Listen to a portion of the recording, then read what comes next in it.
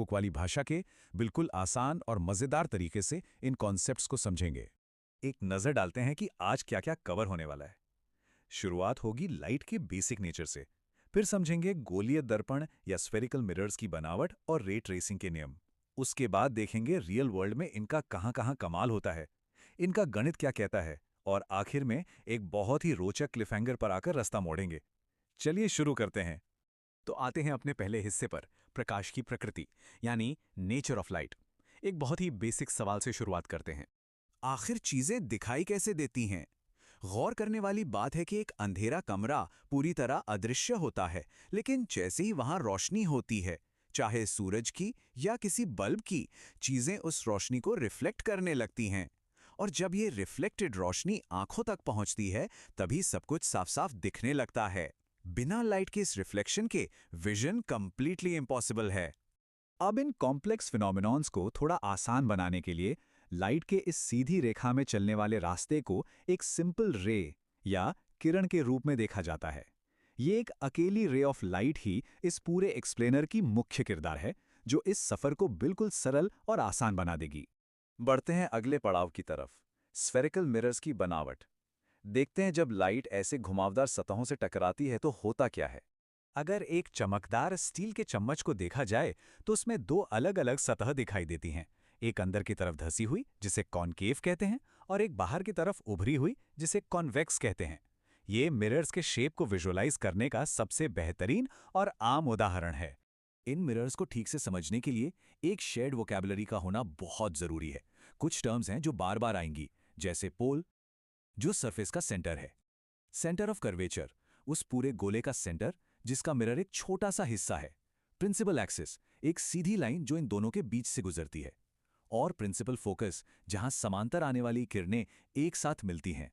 इस डायग्राम से ये टर्म्स बिल्कुल शीशे की तरह साफ हो जाती हैं। यहां देखा जा सकता है कि कैसे एक कॉन्केव मिरर आने वाली पैरेलल लाइट रेस को एक ही जगह पर इकट्ठा कर देता है।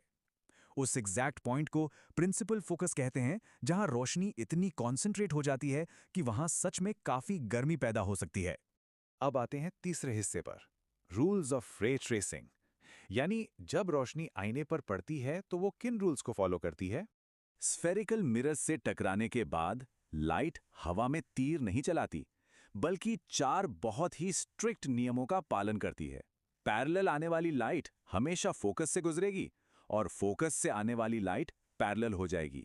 अगर लाइट सेंटर ऑफ कर्वेचर से आई तो चुपचाप उसी रास्ते वापस लौट जाएगी, और अगर वो सीधे पोल पर किसी एंगल से टकराती है तो ठीक उसी एंगल से रिफ्लेक्ट भी हो जाएगी।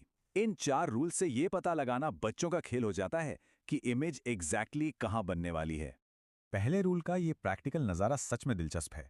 एक तरफ कॉन्केव मिरर है जो किरणों को एक जगह मिला रहा है, यानी कन्वर्ज कर रहा है, और दूसरी तरफ कॉन्वेक्स मिरर है जो आने वाली लाइट को बाहर की तरफ बिखरा रहा है, यानी डाइवर्ज कर रहा है। एक रोशनी को समेटता है तो दूसरा फैला देता है।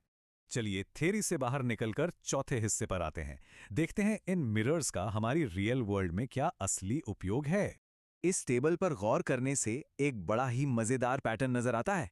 जैसे जैसे किसी ऑब्जेक्ट को कॉन्केव मिरर के पास लाया जाता है, बनने वाली इमेज का रूप पूरी तरह बदल जाता है। शुरू में जो इमेज वास्तविक और उल्टी दिखती है, बहुत पास आने पर वही इमेज अचानक से आभासी और सीधी हो जाती है। सिर्फ डिस्टेंस बदलने से पूरा नतीजा ही पलट गया। क्योंकि कॉन्केव मिरर्स रोशनी को एक जगह तेजी से फोकस कर सकते हैं और चीजों को बड़ा करके दिखा सकते हैं। इनका इस्तेमाल कमाल का होता है। गाड़ियों की हेडलाइट्स में दूर तक बीम फेंकने के लिए, डेंटिस्ट के क्लिनिक में दांतों की सटीक जांच के लिए, और यहां तक कि सोलर फर्नेसेस में रोशनी को कॉन्सेंट्रेट करने के लिए इनका ही यूज होता है। ये मिरर्स मैग्नीफाइंग और प्रिसिजन लाइटिंग दोनों में चैंपियन है।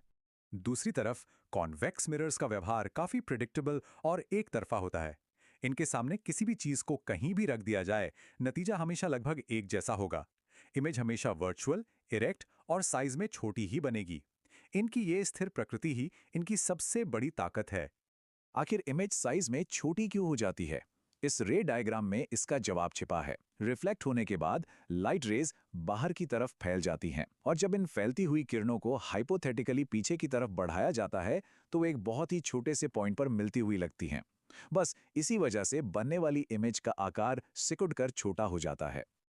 अब इमेज का छोटा होना कोई खराबी नहीं है, बल्कि एक बहुत बड़ा फायदा है।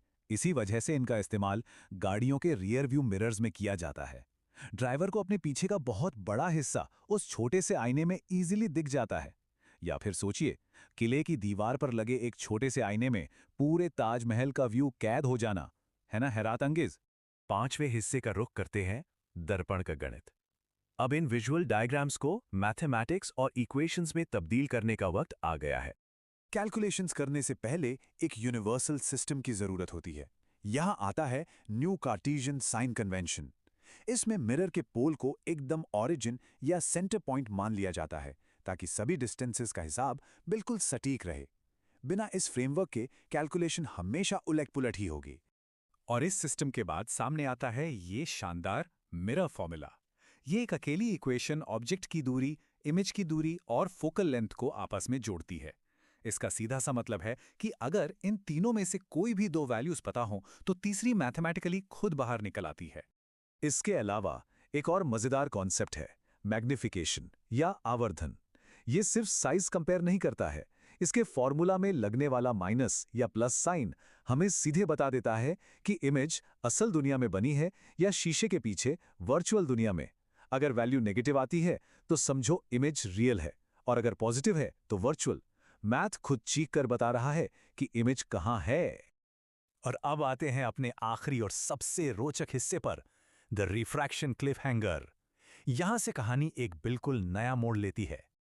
अब तक हमने सिर्फ उस लाइट की बात की जो सतह से टकराकर वापस आती है, पर क्या कभी पानी के ग्लास में डूबी हुई पेंसिल को ध्यान से देखा गया है? वो पानी की सतह पर अजीब तरीके से मुड़ी हुई या डिस्प्लेस हुई दिखती है। ये साधारण सी लगने वाली ऑब्जर्वेशन एक नए मैजिक की तरफ इशारा करती है।